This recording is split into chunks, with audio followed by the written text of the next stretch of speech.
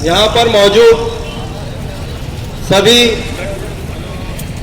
मेहमान, नगर अध्यक्ष के उम्मीदवार साहिबा, सभी राष्ट्रवादी कांग्रेस पक्ष के उम्मीदवार जो पूरे ही भुसावल से यहाँ पर खड़े हैं, उन सभी का खैर मकदम करता हूँ। और आए हुए तमाम ही हमारे सामाईन जो यहाँ पर मौजूद है, जो अपना कीमती वक्त निकालकर यहाँ पर हमें सुनने के लिए आए हैं, उन सभी का मैं शुक्रिया अदा भी करता हूँ और इस्तकबाल भी करता हूँ। दोस्तों, जैसे कि आप सबको मालूम है कि ये जो मौसम चल रहा है, ये इलेक्शन का जो दौर चल रहा है, ये इलेक्शन का दौर चल रहा है। सभी लोग आएंगे, कहाँ से आएंगे, आपके पास आएंगे, आपको तसल्लियां देंगे, झूठे वादे करके चले जाएंगे। मगर मैं आप सबको कहना चाहूंगा कि आप उनकी बातों में ना आए और जो फैसला करना है आपको अपने वार्ड के लिए, अपने मोहल्लों के लिए फैसला करना है, तो सोच समझकर फैसला कीजिए। ऐसे ही राष्ट्रवादी कांग्रेस पक्ष के हमारे अजीत दादाजी पवार जो अल्पसंख्यक लोगों के लिए बहुत से काम करते हैं, उनके काम भी आते हैं। आप सभी को मालूम है कि अजीत दादा पवार जिन्होंने बहुत से मुसलमानों के मसाइल हल भी किए, और वो भले ही अभी महायुति में है, मगर उन्होंने खुला चैलेंज किया और खुला बोला कि अल्पसंख्यक और मुसलमानों के बारे में मैं किसी भी नेता हो, कोई सेंट्रल का मिनिस्टर हो, मुसलमानों के बारे में मैं गलत कोई अल्फाज सुनूंगा नहीं और कोई काम बर्दाश्त नहीं करूंगा। इसी तरह खुले अल्फाजों में उन्होंने कहा। जब हमारा कुर्बानी का बकरीद का पीरियड था, हमने देखा कि कई गाड़ियां हमें अड़ाई गई, कई गाड़ियां पकड़ी गई। उन्होंने हर जिले के कलेक्टर, हर तहसील के तहसीलदार को यह ऑर्डर किया कि आप बिला वजह किसी को परेशान ना करो। इस तरीके के हमारे नेता है अजीत दादा जी पवार। ये जो काउंसिलर में ही है 84 से, अपना मक्कारी बदमाशी कुछ नहीं, सीधे रास्ते पे चलो। ऐसा सिरातन मुस्तकीमा चबर चबर क्या करता है, चीज के बच्चे चबर चबर क्या चलता है, चीज के बच्चे, कौनी से दूंगा बिल के बच्चे। बाबा मुसलमान उसी पैसे ले रहा, मुसलमान का वार्ड टोटल मुसलमान भाई का बच्चा उसी पैसे ले रहा है और उनको बोल रहा है कि तुम खड़ो। कितने गैस पर रख दिया है, कितने गैस पर रख दिया अल्लाह के बंदे ने। सुनो ऐसा क्या बेटा, अच्छा बात तो ये है, नगर सेवक में वही खड़ेगा जो सीओ से डट के मुकाबला करेगा।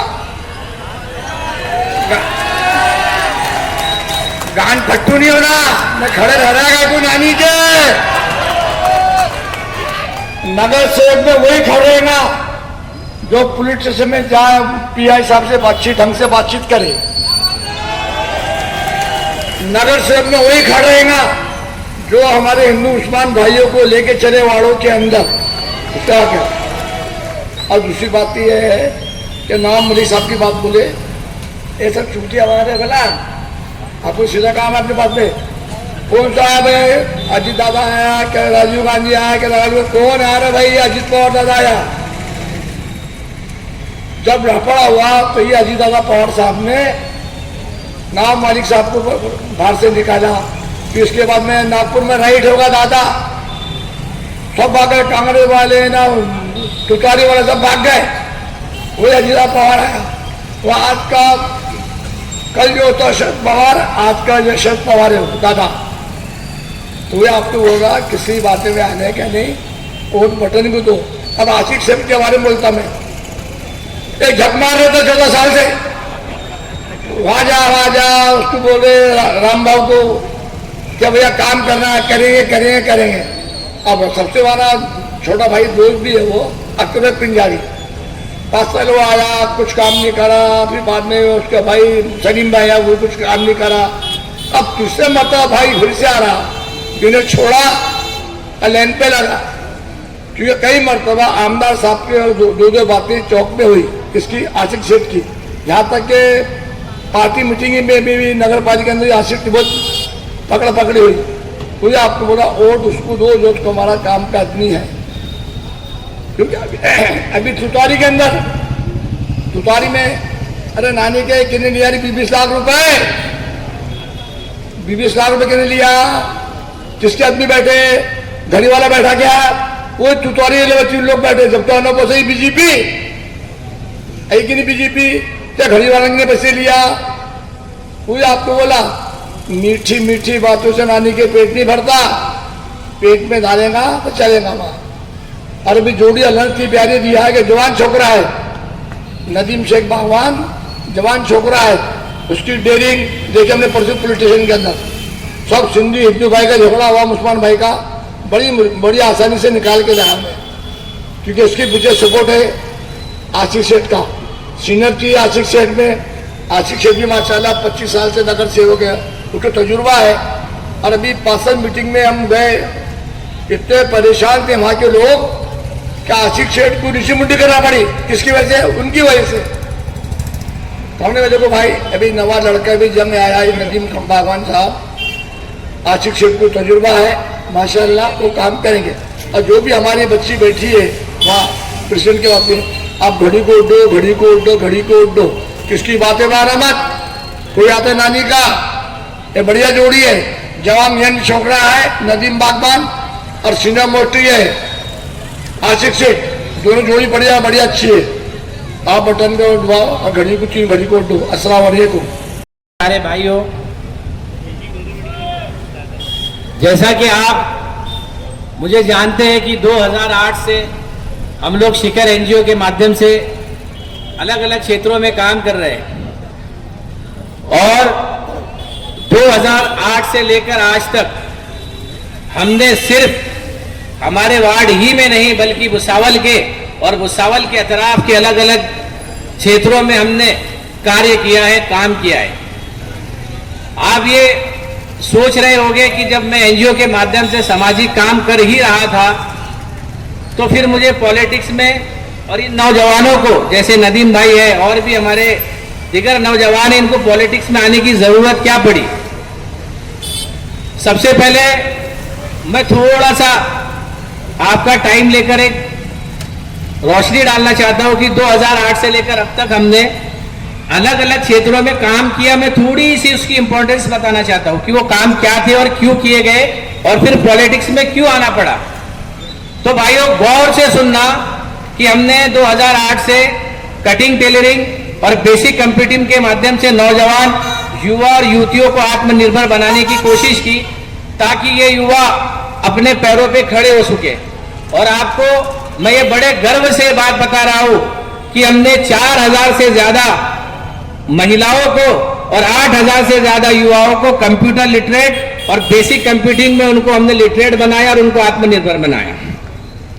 फिर जब हम आगे हमने सफर हमारा शुरू किया तो 2011 में हमने रोजगार मेड़ावा लिया और उसमें रिलायंस बॉम्बे से हमने कुछ लोगों को बुलाया ताकि हमारे यहाँ के युवाओं को रोजगार मिले, उनको नौकरी मिले। तब जाकर हमें वहां पर उस मेले में ये बात समझ में आई कि हमारे युवाओं में टैलेंट बहुत है लेकिन वो 11-12 के आगे नहीं जा पा रहे। वजह ये थी कि वो बड़ा डोनेशन कॉलेजेस में नहीं दे सकते। फिर मैंने वहां इरादा किया कि मुझे एक ऐसा ITI शुरू करना है जहां डोनेशन ना लगे और मैंने 2014 में शिखर टेक्निकल इंस्टीट्यूट के नाम से एक कंप्यूटर लिटरेसी ITI शुरू किया जहां पे हमने बगैर डोनेशन के बच्चों को ट्रेनिंग दी। और हमें बताते हुए खुशी हो रही है कि हमने 100 से ज्यादा ऐसे बच्चे जो भंगार की गाड़ियां निकालते थे, जो सब्जी की गाड़ियां निकालते थे, टैलेंट था लेकिन पैसे न होने की वजह से एजुकेशन नहीं ले रहे थे, ऐसे 100 से ज्यादा बच्चों को हमने आत्मनिर्भर बनाया जो अच्छी कंपनियों में काम कर रहे हैं, और कुछ बच्चे अपना खुद का शॉप डाले हुए, और 20 से ज्यादा ऐसे बच्चे हैं जो विदेशों में जॉब कर रहे हैं। डाइस पे बैठे सब उम्मीदवार नगर सेवक और सामने मेरे बुजुर्ग दोस्त भाई, सबको पता है कि माहौल इलेक्शन का है और हालात है ये भी क्या चल रहे हैं सबको पता है। मैं ज़्यादा कुछ तो नहीं कहूँगा, लेकिन ये जो माहौल बन रहा है और मुसलमानों को जो भ्रमित करके रखा है आज तक, तो काला चश्मा जो पहन के हमारी कौम ने रखे इसको उतारो। गुमराह करके रखा है हमारे को, और आज हमारे जितनी टीम जो बनी है नौजवानों की सीनियर लोगों के साथ, ये बहुत मजबूत टीम बनी है। नहीं तो एक वक्त ऐसा था कि जब ये टीम सामने वाले के साथ भी बता दो।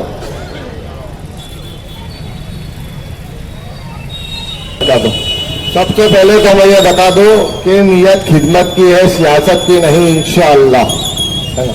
अल्लाह का शुक्र है कि आप लोगों की मोहब्बत में मैं यहाँ आपके सामने खड़ा हो, है ना, और नियत खिदमत की है इंशाअल्लाह। राजकारण में आना मेरा मकसद ये है कि लोगों की खिदमत करना, मैं अपने लोगों की खिदमत कर सकूं इंशाअल्लाह हर फील्ड के ताल्लुक से, है ना। जैसे साफ सफाई हो गई, गटर हो गए, रोड हो गए, और जो भी हमारे लोग आज परेशान हैं डॉक्यूमेंट्री के ताल्लुक से, जैसे SRI आ रहा है, NRC आ रहा है, उसमें जो पेपर आ रहे हैं मैं उसमें अपने लोगों की मदद कर सकूं। तो मेरी सभी भाइयों से ये दरख्वास्त है कि लोगों को पहचाने। पहले एक बड़ा भाई आया आज से 15 साल पहले, फिर दूसरा भाई आया और अब तीसरा भाई आया। सबसे पहले तो इनको नगर सेवक बनने की कोई जरूरत नहीं है, सिर्फ नाम के लिए खड़े रहे और लोगों को बेवकूफ बनाने के लिए, है ना। ये सबको पता, अल्लाह का एहसान है, किसको कुछ बताने की जरूरत नहीं है किसने क्या किया किसने क्या नहीं किया। बस मैं आप सबको ये बताना चाहता हूँ कि मैं आपका घर का हो, आपके मोहल्ले का बच्चा हो, जब भी आप आधी रात को मुझे आवाज देंगे इंशाल्लाह मैं आपके लिए खड़े रहूंगा, हर खिदमत, हर ताल्लुक से आपकी खिदमत करूंगा इंशाल्लाह। और बिस्मिल्लाही तवक्कल तो अल्लाह, हम अल्लाह पे तवक्कल रखने वाले लोग हैं, ना कि इन जैसे जो इनका ताल्लुक ही नहीं अल्लाह से। मैं तो ये बोलना चाहूंगा रफीक भाई, क्योंकि ये लोग आज से 2 दिन पहले ये बात कर रहे हैं कि इलेक्शन हमारे लिए 2 दिन का है, हम 2 दिन पहले आएंगे, लोगों को पैसे बांटेंगे और चले जाएंगे। अल्लाह के नबी की हदीस है, मक्कार के साथ मक्कारी कर सकते हैं, है ना। तो इनका पैसा लो, इनके साथ मतलब इनको बेवकूफ बनाओ और अपने जो पसंदीदा शख्स है उसको दो। अगर मुझसे अच्छा कोई आदमी होगा तो आप इंशाल्लाह उसको भी दे सकते हैं, लेकिन अपना वोट मत खराब करो। आपको अगर लगता है कि नदीम भाई की सीट नहीं आएंगी तो नदीम भाई को वोट मत दो, किसी और को वोट दो, मगर इनको वोट मत दो, है ना। तो आप लोग सब समझदार हैं, आपको समझाने की कोई जरूरत नहीं है। इंशाल्लाह मेरे भाई आज आपकी मोहब्बत में यहाँ तक आओ, और राजकारण में मेरा आने का मकसद ये है सिर्फ खिदमत करना। तो आप सब लोगों से मैं गुजारिश करूंगा कि आने वाली 2 तारीख को ज्यादा से ज्यादा तादाद में आप सब आए, और घड़ी के हमारे भुसावल में जितने भी उम्मीदवार हैं, खास करके अपने मुस्लिम एरिया में हमारे जो मुस्लिम भाई हैं और हमारे जो हिंदू भाई हैं, हमारे एरिया से जो भी नगर सेवक घड़ी से खड़ा है उम्मीदवार, उनको ज्यादा से ज्यादा मतों से जिताए, है ना। तो 2 तारीख को आकर घड़ी के बटन को दबाए, हमको ज्यादा से ज्यादा वोटों से जिताए। बस मैं अपनी अस्सलाम वालेकुम, मेरा नाम है मोहम्मद रफीक शेख शब्बीर, मैं वार्ड नंबर 15 से खड़ा हूँ। 15 नंबर वार्ड बोले तो ग्रीन पार्क, मोहम्मदी नगर, 32 कोली। एक बात जो रफीक शिकर ने बहुत अच्छी की है कि हम काम करने के लिए खड़े हैं, और काम करने के लिए हम इस चुनाव में खड़े हैं। तो कल यहाँ पर जो सभा थी तो उसमें स्टार्टिंग जो हुई तो उसमें किसी ने कहा कि आपके मुस्लिम वार्ड में नाली की सफाई नहीं हुई, पानी नहीं आया, कचरा है, गटर नहीं है। तो एक बात जो मुझे इस इलेक्शन में खड़ा करने के लिए मजबूर करी वो मैं आपको बता देता हूँ। 15 नंबर वार्ड में रजा हुसैन स्कूल, न्यू रजा हुसैन स्कूल, जो बिल्कुल साइड रोड पर है, वहां पर एक इलीगल कब्जा था स्कूल के बिल्कुल सामने, जो मेन रोड को ब्लॉक कर रहा था। अब इन्होंने कहा कि आपके वार्ड में कुछ काम ही नहीं हुआ, तो मोहम्मदी नगर में जो मेंबर थे उन्होंने वहां पे काम ही नहीं किया। और वो मेंबर कौन थे और किसकी पार्टी से थे ये आप सबको पता है। तो 5 साल में वहां पर कुछ ही काम नहीं हुआ, कुछ भी काम नहीं हुआ, और आने अगले 4 साल में भी कुछ भी काम नहीं हुआ। तो जब हम वहां रहने गए तो हमने देखा कि ये रोड ब्लॉक है, जो इलीगल कब्जा है, तो इसको हटाने में ये मेंबर क्यों कुछ नहीं कर रहा है।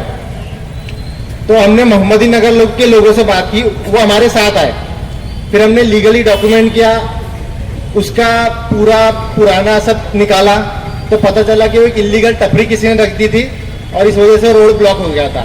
और वहाँ रजा हुसैन स्कूल पास आने के लिए भी एक छोटी सी गली थी, जिसमें से बारिश के वक्त ऐसा था कि कई बच्चे गिरते थे।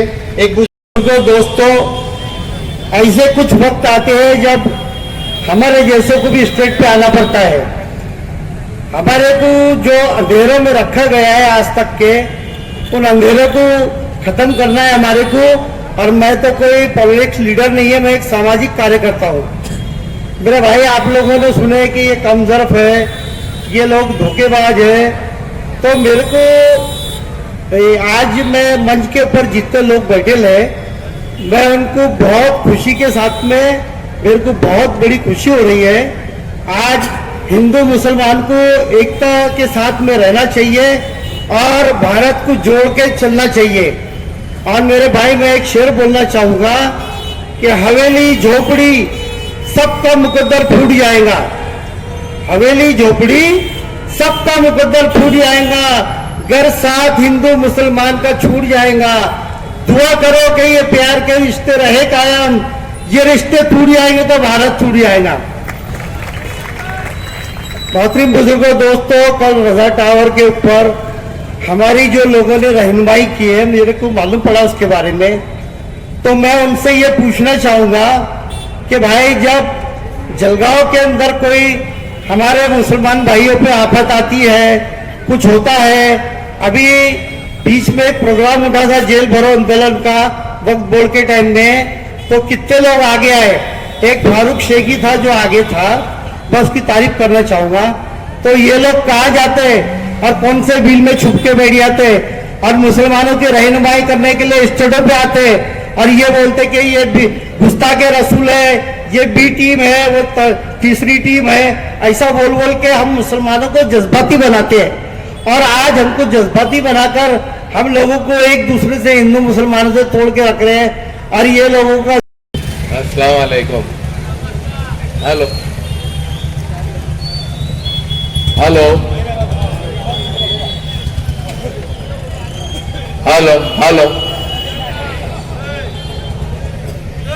आए सभी हमारे मेहमान, हमारे नगर अध्यक्ष और उम्मीदवार, मैं इनका तहे दिल से शुक्रिया अदा करता हूँ।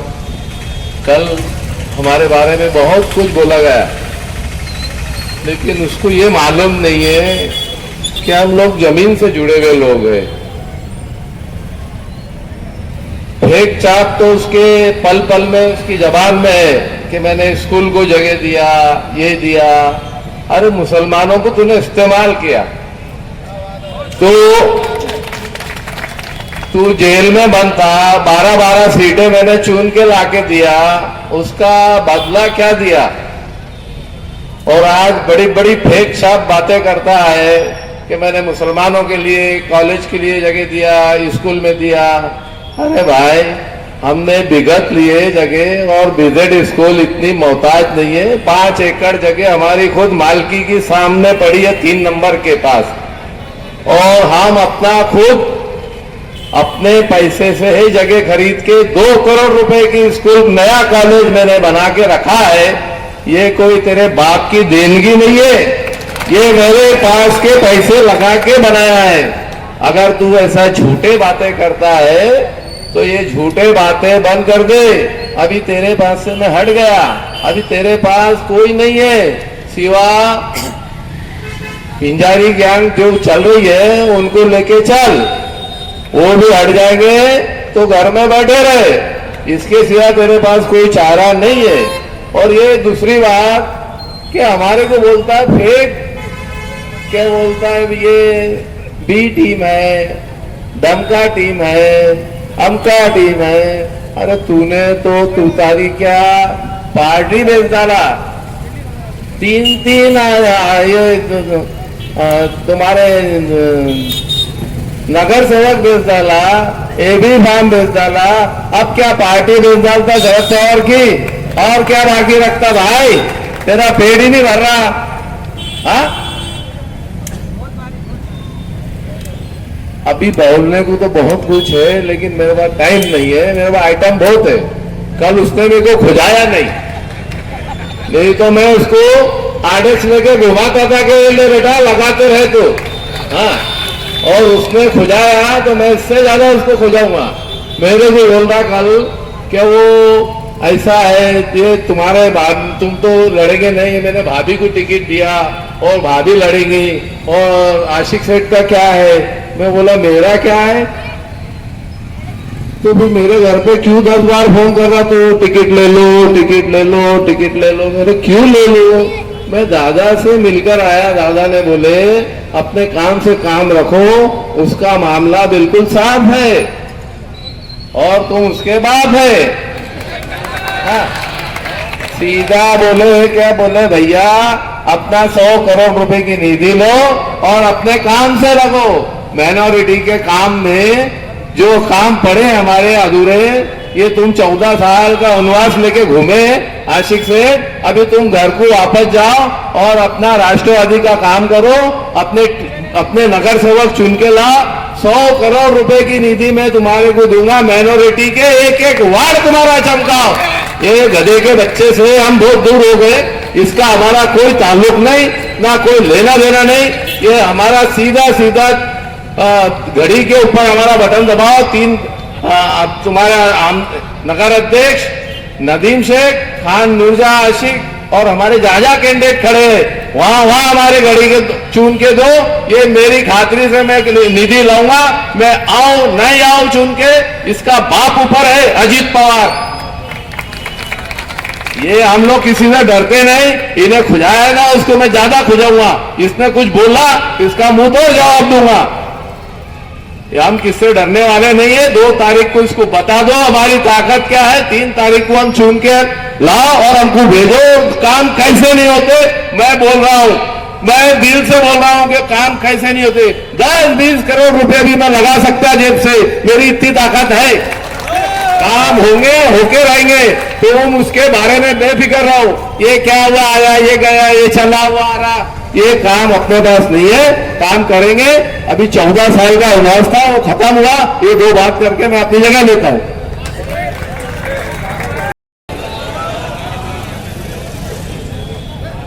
मंच पे बैठे हुए उपस्थित नगर अध्यक्ष के उम्मीदवार, मंच पे हमारे एनसीपी के सभी उम्मीदवार और सामने मेरे बैठे हुए सभी मेरे नौजवान और बुजुर्ग दोस्तों, अभी जो कल प्रोग्राम हुआ, अभी भुसावल की जनता को लोग ऐसा समझते जैसे बेवकूफ है।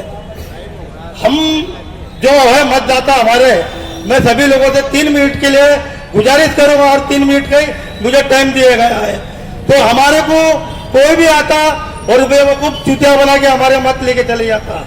पिछले टाइम खासदार के टाइम में हमको, हमारी कौम को और हमारे सभी लोगों को एकता करा के एक तरफा मतदान कराने का काम सभी लोगों ने हमने किया।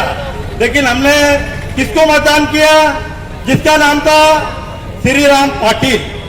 अब मुंह से श्री राम बोलना क्या और श्री राम पाटिल के नाम पे बटन दबाना क्या?